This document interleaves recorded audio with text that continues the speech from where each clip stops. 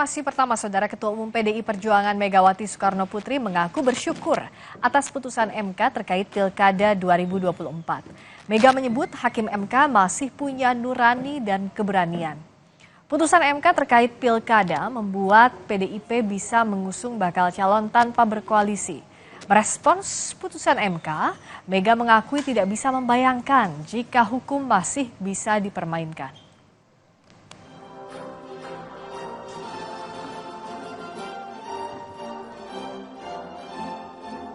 Alhamdulillah akhirnya MK hakim-hakimnya ternyata masih punya nurani dan keberanian.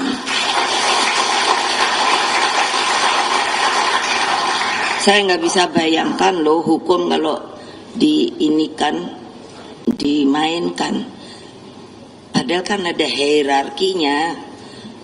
Itu yang harus nurut ya apa boleh buat. Begitulah hukum Republik Indonesia ini. Ketua Umum PDIP Megawati Soekarnoputri menegaskan pihaknya tak ingin ada lagi pihak-pihak yang berusaha untuk mendompleng partainya. Hal ini diungkap Megawati di acara pengumuman calon kepala daerah asal PDIP gelombang ketiga di kantor DPP di kawasan Menteng, Jakarta Pusat.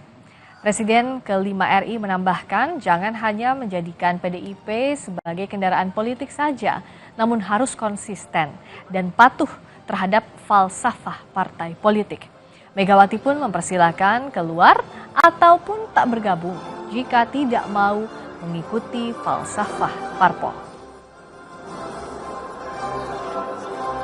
Mengajarkan pada saya dialektika, jadi kita bisa lihat gitu.